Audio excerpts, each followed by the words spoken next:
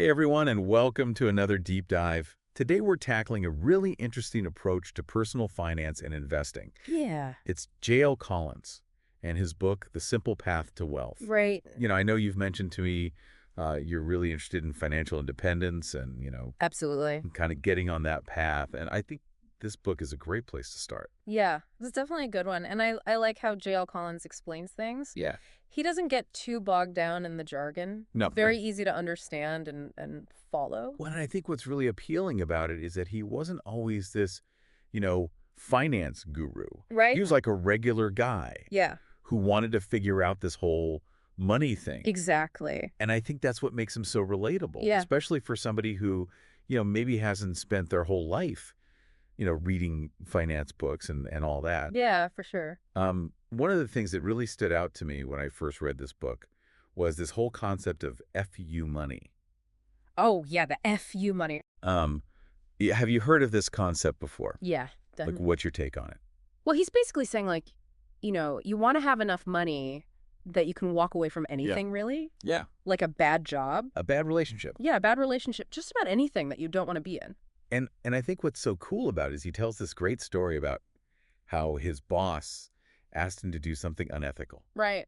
And because he had that FU money, he was like, nope, I'm out of here. Absolutely. I mean, how empowering is that? It is very empowering. To be able to just walk away from a situation that you're not comfortable with. Yeah, it's like having that freedom, that Yeah. choice to just say no. Right. And I think that really ties back to this idea of financial independence, which you Yeah. mentioned is something you're working towards. Yeah, definitely. So, okay, so we love the idea of FU money, right? Mm.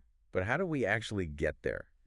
What's his formula for building wealth? Well, it's actually pretty straightforward, Mhm. and it's almost deceptively simple. Okay. You spend less than you earn, you invest the surplus, and you avoid debt. Yeah, and he really hammers that home like throughout the whole book. Absolutely. Avoid debt, avoid debt, avoid debt. Yeah, he's like the anti-debt crusader. And it makes sense though, right? Yeah. Because debt really can hold you back. Oh, absolutely. But I think what's interesting is that while this formula sounds simple, Yeah. it really requires a shift in mindset, doesn't it? Yeah. It's not just about, knowing the numbers. It's about changing your habits. It's about changing your behavior. Your behaviors, yeah. Yeah, Your relationship with money. exactly. Exactly. And I think that's one of the things that he does so well Yeah. is he really challenges that consumerist mentality. Yeah. Like that constant urge to buy the newest gadget, Yes. to upgrade to a fancier car. Yeah. You know? Yeah, keep up with the Joneses, basically. Yeah, exactly. And to really drive this point home, he introduces this concept of opportunity cost. Right. Have you heard of this? Yeah. Like it's this idea that every time you spend money on something, Yeah. you're giving up the opportunity to invest that money and let it grow over time. He gives a great example in the book Yeah. about buying a car. Right. And he talks about a $20,000 car Yeah. and how over 10 years, Yeah. if you factor in the potential investment returns, Right. that car could actually cost you closer to $40,000. Yeah. Because you're missing out on that growth. Yeah. That compound growth. So it's really about looking at spending through that lens of what else could this money be doing for me Absolutely. if I wasn't spending it on this thing? Yeah. And that's a powerful way to reframe your thinking It is. It is. about spending. Yeah. So, okay, we're spending less, we're saving more, Mm-hmm. and now it's time to invest that hard-earned money, right? Right. But he's a big believer in the stock market. He is. Like, even with all its ups and downs, Yeah. like, why is he so bullish on stocks? While he does acknowledge that the market is volatile, Yeah. but he firmly believes that over the long term, Yeah. the stock market trends upwards. Yeah. And he points out that despite all the crashes and corrections, Mm-hmm. the market has consistently gone up over time. He gives a great example with the Dow Jones. Yeah. Talking about how it went from like 616 in 1974 to over 17,000 in 2014. Right. That's a huge jump. Yeah. Massive growth. So it's really about taking that long-term perspective. Yeah, and not getting freaked out by the Right. short-term fluctuations. But, I think a lot of people, myself included, get scared by those big, ugly events that he talks about, like Yeah. the 1929 crash or the 2008 financial crisis. Right. Those things are scary. Yeah, and he doesn't sugarcoat it either. Yeah. He's very upfront about those. Yeah, he has a whole section on those big, ugly events. He does. But what's interesting is that he doesn't see them as reasons to avoid the market altogether. Right? He actually says that understanding them Yeah, can help us navigate them more effectively. absolutely. So how does he suggest we handle these inevitable market downturns? Well, he had some great stories about his own experience riding out the 1987 crash. Right. And he basically says that it's all about sticking to your plan, Okay. not panicking. Not selling when everybody else is selling. Exactly. Yeah. And this is where his whole perspective on the psychology of investing comes in. Right. He talks about how fear and greed Yeah. drive most investors to make bad decisions. Yeah, they get emotional. Right? They buy high, they sell low. Yeah. And he's basically saying you got to overcome those emotional impulses Yeah. and focus on the fundamentals. Exact. So, okay, we're ready to invest. We're thinking long term. We're keeping our emotions in check. Yeah. But where do we actually put our money? That's the big question, right? Yeah, he seems to have a strong preference for a particular type of investment. He does. He's a big advocate for index funds. Okay. He's not about picking individual stocks. So he's not a stock picker. No. Yeah. He thinks that that's a recipe for disaster. For most people. For most people, yeah. Okay. He actually has this funny analogy about martial arts. Oh, yeah. I love that story. He says that his martial arts instructor always told him Yeah. that the simplest, most direct techniques Right. are often the most effective in a street fight. So basically saying, like, don't try to get too fancy. Yeah. Just stick with the basics. Exactly. Okay. Think it simple. So with investing, he's saying, like, don't try to outsmart the market Yeah. with all these complicated strategies. Right. Just stick with the simple index funds. Just buy the whole market. Yeah. Why try to beat it? Okay, and specifically, he recommends Vanguard's Total Stock Market Index Fund, Yeah. VTSAX, VTSAX. Yep. which is basically a low-cost way to invest in the entire stock market. Yep. So you're not trying to pick winners and losers. No, you're just going along for the ride. Okay, so index funds are like the foundation of his investment strategy. Absolutely. But what about bonds? Right. Doesn't he talk about those too? He does, but his primary focus is on stocks for long-term growth. Okay. He sees bonds playing a more specific role in a portfolio. He views them as a way to smooth out market volatility, Okay. especially as you get closer to retirement. Right. He even compares bonds to shock absorbers on a car, helping to cushion the bumps along the road. So it's not that he's against bonds entirely, No. but he sees them playing a more strategic role. Right. Especially for those who need to balance risk and stability as they approach retirement. Exactly. And Yeah. this ties into the concept of asset allocation, Right. which is essentially deciding how much of your portfolio you dedicate to stocks versus bonds. Got it. Collins outlines two main approaches, Okay. the wealth accumulation portfolio Okay. and the wealth preservation portfolio. Okay, break those down for me. What's the difference? So the wealth accumulation portfolio is designed for those who are in the early stages of their financial journey. Okay. Like, you know, that 26-year-old we were talking about. Yeah. Collins recommends going all in on stocks. Yo, 100% stocks. Yeah, 100% stocks. That seems pretty aggressive. It is. Okay. But remember, Collins is all about taking advantage of the long time horizon Yeah. these younger investors have. Okay. He argues that over the long run, stocks have the highest potential for growth, Right. even with their volatility. Okay. So he's basically saying, ride those waves, stay the course, and you'll come out ahead. But as you get closer to retirement, Yeah. you'd want to shift to a more conservative approach, right? Right. That's where the wealth preservation portfolio comes in. Exactly. Yeah. So the wealth preservation portfolio includes bonds Okay. to provide that stability Right. and reduce volatility. Got it. The exact ratio of stocks to bonds depends on your individual risk tolerance and circumstances. Okay. But the key is to adjust your allocation as you move through different life stages. So it's not a set it and forget it approach. Yeah. You need to be actively managing your portfolio Yeah, you got to stay engaged. as your circumstances change. Exactly. Now, one thing that really stands out about Collins is his unwavering support for Vanguard. Yeah, he's a big fan. He almost sounds like a spokesperson for them at times. Yeah, he really likes Vanguard. What's the deal with his Vanguard obsession? Well, it's not just blind loyalty. Okay. He has some pretty solid reasons for preferring Vanguard. Yeah. He's a big fan of their unique ownership structure. Okay. Vanguard is actually owned by the investors in its funds. So it's like a co-op Kind of like a co-op, yeah. where the customers are also the owners.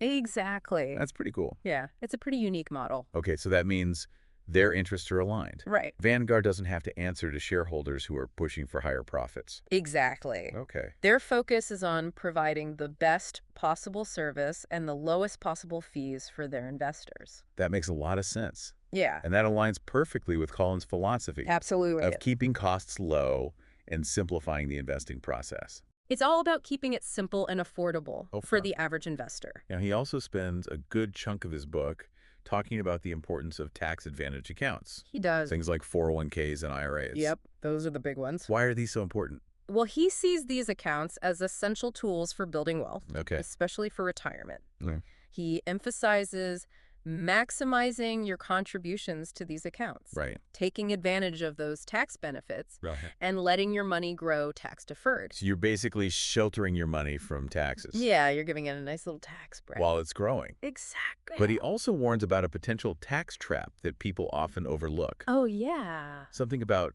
required minimum distributions or RMDs. RMDs, yeah, those can be a pain. Okay, so what are RMDs and why are they a problem? Essentially, once you reach a certain age, Oh. usually 72, Okay. you're required to start withdrawing a minimum amount from your tax-advantaged retirement accounts each year. And those withdrawals are taxed as ordinary income. That's right. So even though you've enjoyed tax-deferred growth for years, Yeah. you'll eventually have to pay taxes on those distributions. Eventually, Uncle Sam gets his cut. Yeah, and depending on your income level and tax bracket, Yeah. that can be a significant chunk of change. It can be a big hit. So Collins points this out, not to scare people, Right. but to encourage them to be strategic. Absolutely. Okay. So what does he suggest we do to mitigate this potential tax hit from RMDs? He offers a few strategies like Roth IRA conversions Okay. and carefully planning your withdrawals. Got it. But the key takeaway is to be aware of this issue Right. and factor it into your overall retirement planning. Don't just assume that all your retirement income will be tax-free. Exactly. Hmm. Got to be proactive. Okay, he also mentions HSAs, health savings accounts. Oh, yeah, HSAs. I have to admit, I haven't really looked into those much. They're a hidden gem. Okay. A lot of people don't know about them. Tell me more about them. Why are they so great? Well, Collins sees them as a powerful tool for managing healthcare costs, Okay. especially for those with high deductible health plans. Got it. He points out that contributions to HSAs are tax deductible. Yeah. The money grows tax-free, Uh-huh. and you can withdraw it tax-free for qualified medical expenses. Wow, so it's like a triple tax advantage. Triple tax advantage, that's right. That's amazing. It's a pretty sweet deal. So not only can you use HSAs to cover healthcare costs, Yeah, but you can also let the money grow for the future. exactly. That's a great tip. Yeah, it's a nice little bonus. Now, one thing that surprised me about Collins is his skepticism towards financial advisors. Yeah, he's not a big fan of financial advisors. Why is that? Don't most people benefit from having an expert to guide them through these complex financial decisions? Well, that's the conventional wisdom. Right. But Collins argues that financial advisors often have conflicts of interest. Okay. They might be incentivized to sell you products that earn them commissions, even if those products aren't in your best interest. So he's saying you need to be cautious Absolutely. and do your own research Yeah, do your homework. before entrusting your hard-earned money to someone else. Exactly. Don't just blindly trust anyone Okay. when it comes to your money. Now, another common investment strategy that Collins seems to have a different perspective on Yeah. is dollar cost averaging or DCA. Oh, yeah, DCA. What's his take on that? It's a popular strategy, Right. especially for those who are nervous about investing a lump sum all at once. Yeah, I get that. It feels safer, like you're mitigating risk That's the appeal. by spreading out your investments over time, Right. buying a fixed amount at regular intervals. Exactly. But Collins argues that DCA can actually lead to underperformance. Yeah, he thinks it can be a drag on your returns, Okay. especially if the market is trending upwards. So he's saying it's better to rip the Band-Aid off and invest the lump sum when you have it. Yeah, he's a fan of lump sum investing. Okay, but that takes a certain level of confidence. I think a lot of people would hesitate to put all their money in at once. Yeah, it can be scary. Okay.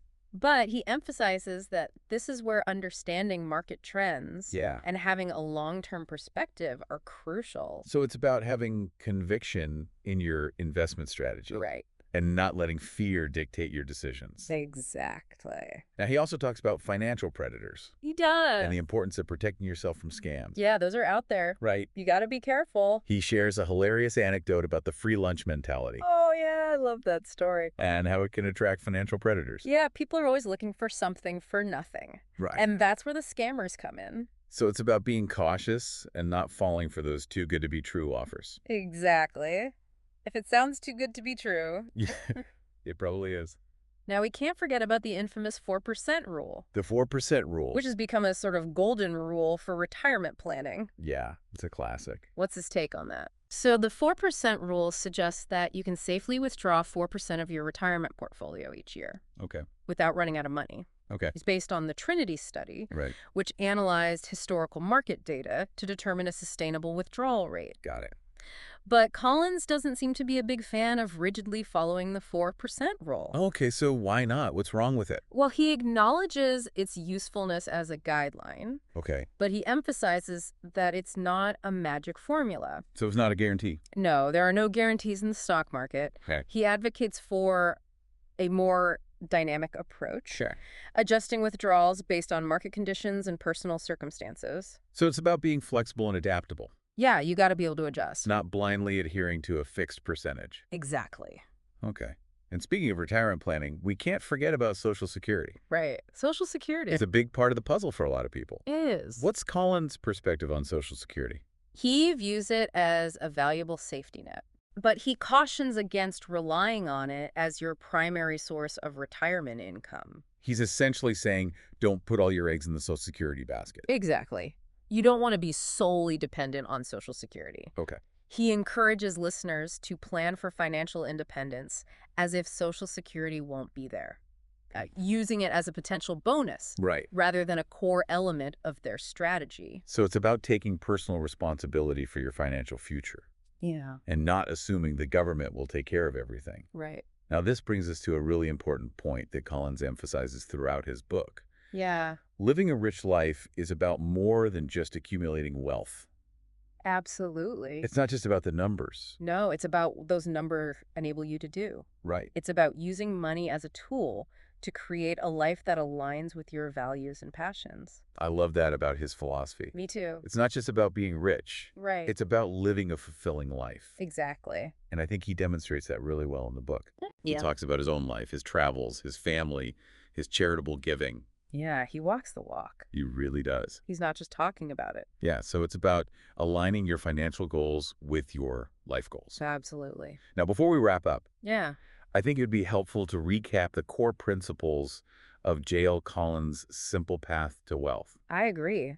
It's a lot to take in. Yeah, and having a concise summary can be really valuable. For sure. Okay, so let's distill it down to 10 key takeaways. Right. Think of this as your cheat sheet for financial success, I like it. inspired by J.L. Collins. Sounds good. Let's do it. All right, point number 1, FU money is your foundation for freedom. Yeah, it's that financial cushion that gives you choices, Lets you make decisions based on your values and not just out of necessity. All right, okay, point number 2, spend less than you earn, invest the surplus, and avoid debt at all costs.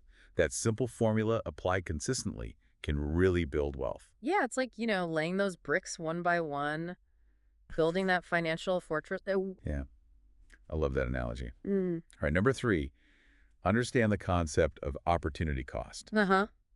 Every spending decision has a trade-off. Mm. Consider what that money could be earning if it were invested wisely. Right. It really helps you see those unseen costs Yeah. and make choices that align with your long-term goals. Okay. Moving on to number 4. The stock market relentlessly rises over time. There will be volatility and crashes, but the general trend is upward. Yeah, you can think of it like a roller coaster.